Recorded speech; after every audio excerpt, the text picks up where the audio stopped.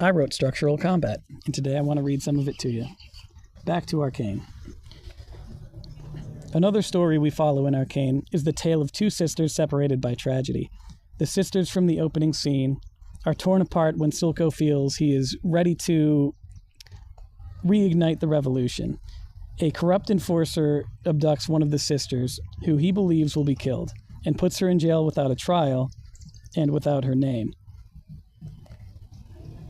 in order to keep her safe and prevent escalation, telling Silco that she was killed in the incident. However, how readily the jail accepts a prisoner who was never convicted may be a plot hole, but it may be a detail put into the story to further illustrate how brutally oppressed the people of Zaun are. To not have any protected right to a fair trial, where the accusation of a crime alone can lead to indefinite incarceration. The other sister, believing her family is totally dead, becomes a part of Silco's organized criminal enterprise. She engages in combat with the enforcers and other groups to help the enterprise secure more power and influence. One of her acts, however, seems to tempt fate with the inevitable clash between Zaun and Piltover. In that act, she kills enforcers to steal a revolutionary piece of magical technology.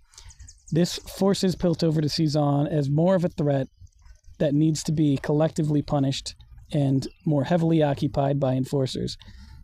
It applies more pressure for the inventors to create weapons. It is seen as an opportunity to weaponize the technology and a coming fight for liberation. It is at this point that almost every character is doing whatever they can to prevent an all-out war from occurring. It's at this point I want to bring some of the concepts within this essay. As should be clear, Arcane is far more messy than Avatar in terms of who are innocent and who are guilty. The desperation forced upon the people through the poverty Piltover manufactures leads to desperate acts.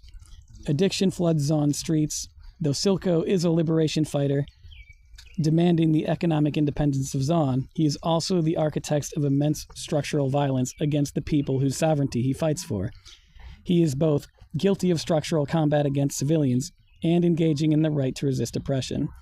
At this point, it seems so much of his morals have been discarded for power, it's hard to imagine that the people of Zaun would be much better off with him as its leader.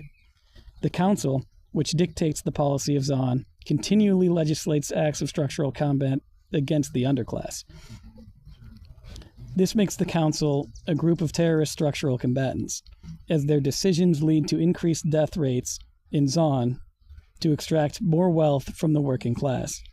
The warmonger in the story wants the revolutionary technology to be weaponized, not for defense of its borders, but to have an advantage in campaigns of conquest against other nations, co-opting the intent of the invention to be used for terrorist purposes in violation of the non-aggression principle.